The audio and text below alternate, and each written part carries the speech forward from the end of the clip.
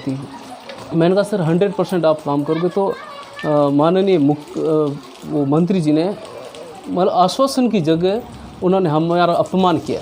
मैं स्पष्ट कैमरे के सामने कह रहा हूँ, उन्होंने हमारा अपमान किया। मेरे दादाजी है, बड़े पापा जी, वो समथिंग 80 साल के करीब है, और हम उनके कार्यकर्ताओं के साथ उनके रूम पे गए और वो बोले कि लड़का जवान है, मौज मस्ती में गया है, आ जाएगा। हमने कहा भाई देखो, मौज मस्ती में गया है, आ जाएगा, वो तो बात अलग है, लेकिन वो लड़का बिल्कुल, आपने अभी इंटरव्यू लिया होगा या ले लेना, बिल्कुल अनपढ़ है और सक्षम है, और उनकी बोलने की लैंग्वेज भी बराबर, अगर किसी के सामने बोलेगा तो हम लोग समझ पाएंगे, लेकिन आप सभी नहीं समझ। मेरा नाम पम्मा राम है, मैं पूर्व जिला अध्यक्ष हूँ बाड़मेर, और इनका अंकल भी हूँ। ये मुकेश जो लापता हुआ था, क्या घटना थी और आपने किस तरीके से प्रयास किया? देखिए सर, 19 अप्रैल 2021 की बात है। 19 अप्रैल को मुकेश यहाँ से बालोतरा निकला। जैसे बालोतरा निकला और बालोतरा से लंच मतलब 2 बजे के करीब, 1 बजे के करीब फ़ोन किया इनकी मम्मी ने। यहाँ से कपड़ों का कह करके गया था, तो मम्मी ने फ़ोन किया, बोले बेटा कहाँ पर है, आया नहीं अभी तक, क्योंकि वो लॉकडाउन भी लगा हुआ था। तो उसमें मम्मी को बोला कि ठीक है मम्मी, मैं काम पे लग गया हूँ और मैं शाम को ही आऊँगा। जैसे शाम को छुट्टी की 6 बजे की टाइम होती है और वो 8 बजे बज गए, तो उनको फ़ोन किया तो फ़ोन बंद आ रहा था। तो फिर बार बार फ़ोन करने का प्रयास किया तो फिर फ़ोन बंद ही था। मैं उस समय रानीवाड़ा काम करता था और वहाँ मेरे पास भी कॉल आया, तो मैंने सोचा हल्के में ले लिया, क्या है आज नहीं तो मतलब कल आ जाएगा, कहीं ना कहीं दोस्तों के साथ गया होगा। और उस समय शादियों की भी बहुत सीजन थी, तो हम लोगों ने सोचा किसी दोस्तों की शादी में गया होगा। तो फिर 20 तारीख को लगभग 4 बजे मुझे लगा कि यार अभी तक फ़ोन उनका बंद आ रहा है, कहीं न कहीं हम लोगों को घर जाना पड़ेगा। फिर मैं रानीवाड़ा से वहाँ आया और यहाँ कंप्लेंट दर्ज करवाई बालोतरा थाने में, क्योंकि लड़का बालोतरा का कह करके निकला। तो पहले पचपदरा थाने में हम गए और पचपदरा की जो प्रशासन थी उन्होंने स्पष्ट मना कर दिया कि बालोतरा से गया है, तो फिर बालोतरा ही MPR दर्ज करवाओ।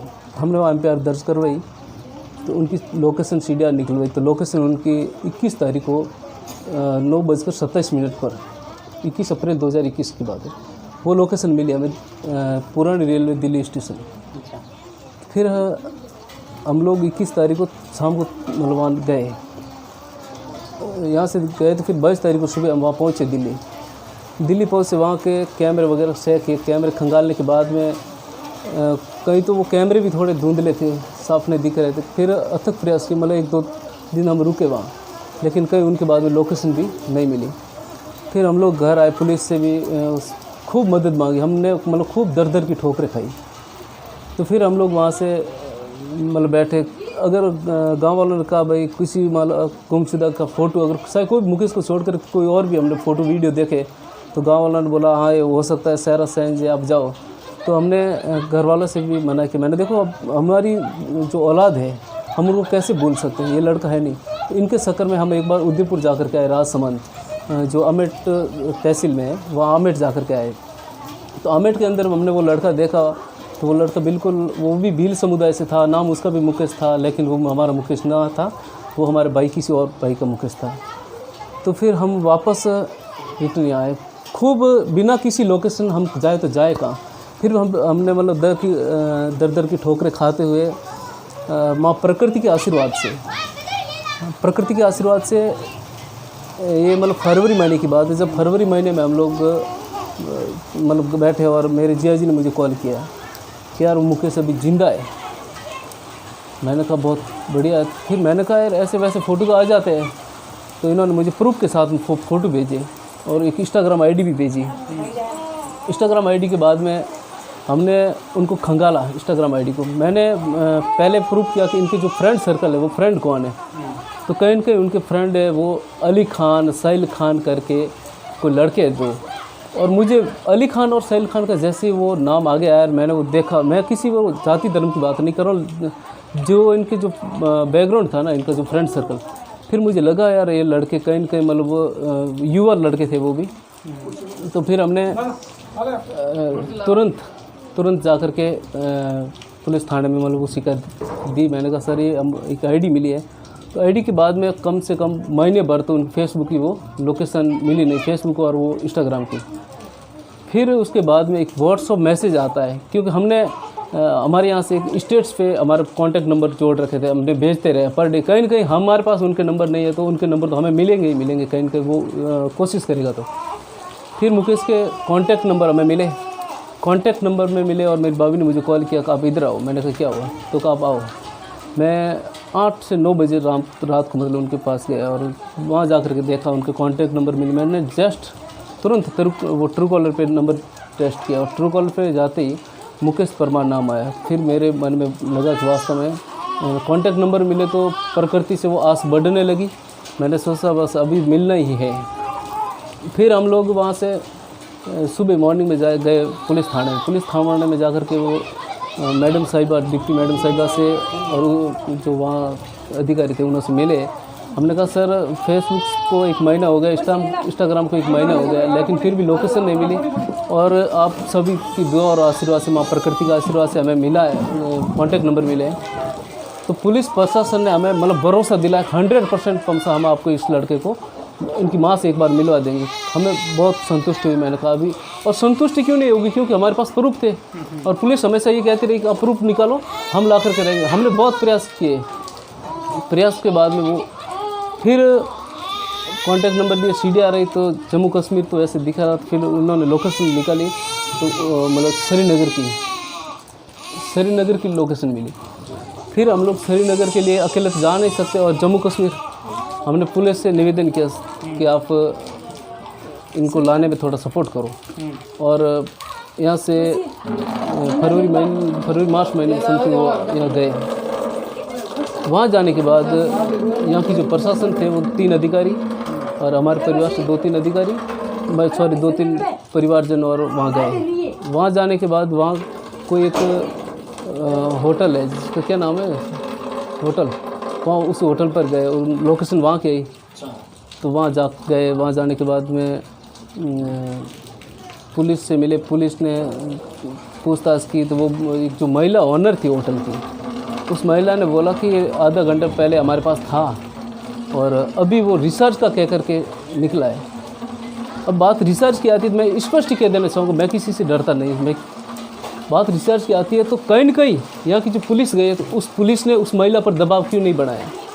अगर वो पुलिस उस महिला पर दबाव बनाते, भाई रिसर्च करवाने गया है तो कहीं न कहीं इसके कॉन्टैक्ट नंबर तो थे, कॉन्टैक्ट नंबर चेक कर सकते हैं भाई इनका लास्ट रिसर्च कब था।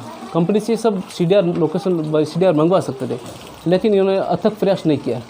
उसके बाद में वहाँ की पुलिस की हेल्प ली तो वहाँ की पुलिस भी बिल्कुल नाकाम रही। फिर हम माननीय मंत्री महोदय जी कैलाश चौधरी के पास गए। भाई हमें उम्मीद होती है हमारी जो काम है, तो फिर मंत्री जी से मिले और मंत्री जी से कहा, हमने स्पष्ट रूप से कहा, मैंने कहा सर ये आपका काम है, ये केंद्र का काम है और आपके सिवाय कोई कर ही नहीं सकता। क्योंकि मैं एक सोशल वर्कर भी हूँ, पूर्व जिला अध्यक्ष भी हूँ भारतीय ट्राइबल टाइगर सेना से, तो मुझे ये सब जानकारी थी। मैंने कहा सर 100% आप काम करोगे। तो माननीय वो मंत्री जी ने मतलब आश्वासन की जगह उन्होंने हमारा अपमान किया। मैं स्पष्ट कैमरे के सामने कह रहा हूँ, उन्होंने हमारा अपमान किया। मेरे दादाजी है, बड़े पापा जी, वो समथिंग 80 साल के करीब है और हम उनके कार्यकर्ताओं के साथ उनके रूम पे गए और वो बोले कि लड़का जवान है, मौज मस्ती में गया है, आ जाएगा। हमने कहा भाई देखो मौज मस्ती में गया है, आ जाएगा, वो तो बात अलग है, लेकिन वो लड़का बिल्कुल, आपने अभी इंटरव्यू लिया होगा या ले लेना, बिल्कुल अनपढ़ है और सक्षम है और उनकी बोलने की लैंग्वेज भी बराबर, अगर किसी के सामने बोलेगा तो हम लोग समझ पाएंगे, लेकिन आप सभी नहीं समझ पाओगे। वो लड़का अकेले कैसे जा सकता है, लेकिन फिर भी हमने माना भाई जा सकता है। लेकिन क्या यह प्रश्न वाचक खड़ा होता है, क्या अगर कैलाश जी का लड़का अगर लापता होता तो क्या कैलाश जी इसी बात को समझते कि भाई हाँ हमारा लड़का है, जवान है, मस्ती करने गया होगा कहीं न कहीं? क्या मैं आपसे पूछना चाहता हूँ, वो मानेगा ऐसे? वो छोड़ देते अपने लड़के को जम्मू कश्मीर, ठीक है। फिर हम गांव के 50 लोगों के साथ आए और उन्होंने रिक्वेस्ट की, बार बार रिक्वेस्ट की। हमारे समाज के जो कोहिनूर कहे जाने वाले डॉक्टर बील साहब से भी हमने संपर्क किया, तो डॉक्टर साहब ने खूब मेहनत की। डॉक्टर साहब ने, उपजिला प्रमुख खेताराम जी काड़मा साहब ने भी फ़ोन किया, लेकिन मेरे हिसाब से किसी की सुनी नहीं इन्होंने। क्योंकि इन्होंने इस बात को हल्के में ले लिया। उसके बाद फिर कैसे पता चला और किस तरीके से ये पप्पू भाई वगैरह गए? तो फिर मैं ये बात करूँ, फिर शाम को गए हम, मतलब जैसे घर वालों वो जो हमारे परिवारजन वहाँ गए थे कश्मीर, उन्होंने फ़ोन किया कि अभी लड़का मिलना नहीं है और क्या करें, हम परेशान हो गए, सर्दी का मौसम था। तो कहा भाई घर आ जाओ, हम गरीब आदमी मज़दूर आदमी और क्या कर सकते हैं इनके अलावा। फिर वो घर आ गए। घर आने के बाद अभी हमारे गांव में एक 110 वर्षीय महिला, बुजुर्ग महिला जिनका देहांत हो गया, और उनके घर बैठने के लिए हमारे पप्पू भाई, उर्फ नाम है पप्पू भाई सिर्फ, लेकिन वो रियल नाम है उनका साबिर खान। यहाँ पर भी एक प्रश्नवाचक चिन्ह खड़ा करता हूँ मैं। पप्पू भाई जिनका नाम है साबिर खान, और जो लोग कहते हैं ना हिंदू मुस्लिम, ये भाजपा के नेता तो खास करके हिंदू मुस्लिम के नाम पे राजनीति करते हैं। और उसी साबिर खान ने वो बैठने आए, और हमारे परिवार ने वो पीड़ा बताई कि यार हमारा लड़का था, भाजपा के लोग आज यहाँ बैठने आए हैं, तो क्यों ना कहीं वो हमारे, अगर भाजपा साथ थी, वो मंत्री जी साथ है, तो क्यों नहीं आते।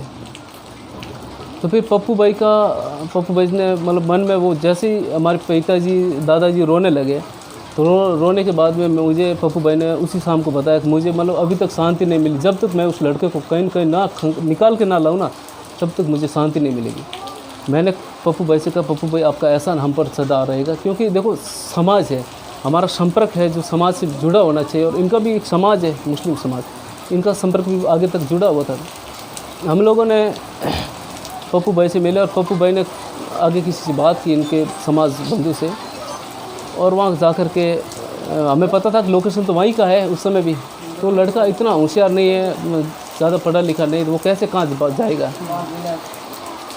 फिर पप्पू भाई ने किसी से बात की, तो उन्होंने भी आगे कहा भाई देखो हम कोशिश करते हैं जैसे तैसे करके, अगर लड़का वहाँ है तो मैं 100% 101% की गारंटी ली इन्होंने, मैं ला कर ही दूँ। कितने दिन पहले की बात है? ये पिछले सोमवार 24 तारीख की बात है। 24 तारीख को यहाँ से निकले, फिर यहाँ से निकले, और हमें भी मतलब लगा वास्तव में वो गए हैं, तो पप्पू भाई पर विश्वास था, भरोसा था कि वो लेकर के आएंगे। और सबसे बड़ी बात तो ये है कि एक हमने कितने लाखों रुपए खर्च कर दिए, पता नहीं कितने लोगों से हमारा कर्ज है, हमें भी नहीं पता है, कर्ज लेकर के मतलब कई दर की ठोकरें खाई हमने, फिर भी वो लड़का नहीं मिला। लेकिन पप्पू भाई और अशोक जी शर्मा और अशोक जी वैष्णव, इनके प्रयासों से बिल्कुल, इन्होंने कहा बाबा, मेरे बड़े पापा जी का मतलब ये लड़का मेरा है, आप बिल्कुल नो टेंशन करो, और आपको 1 रुपया भी देने की ज़रूरत नहीं है, हम जाएंगे और इनको लेकर के आएंगे, अगर मिल गया तो लेकर के आएंगे, लेकिन आपसे 1 रुपया भी नहीं लेंगे। तो देखो आज फिर वो हम वहाँ से रवाना किए, 24 तारीख को रवाना करके मैं और मेरे बड़े पापा हैं वो घर आए। फिर घर आने के बाद में जैसे दूसरे दिन मुझे पता था, वहाँ कॉन्टैक्ट नंबर था नहीं, अशोक शर्मा के मैंने कॉन्टैक्ट नंबर लिए भाई से, व्हाट्सअप कॉल बात होती थी। तो फिर उनका मैसेज आया 27 तारीख को मेरे पास। 3 दिन ये वहाँ मतलब बहुत परेशानी में घूमते रहे। 27 तारीख को करीबन 3:30-4 बजे के करीब मेरे पास फ़ोन आता है, बोला वीडियो कॉल करो, आपका भतीज मिल गया। तो मैं अपने आप में को रोक नहीं पाया, मेरे उसी समय आँखों में आंसू आ गए, वो शायद मेरी खुशी के आंसू थे। फिर मैंने जैसे वीडियो कॉल किया तो वो मतलब मुकेश सामने खड़ा था मेरे भाई के साथ में बाव में। मैंने उनको बोला, मैंने कहा मुकेश, मैंने ये छोटा इनकी तबीयत तो ठीक है, मुकेश 2 बार किया, फिर मुकेश ने बोला ऐसे बोला।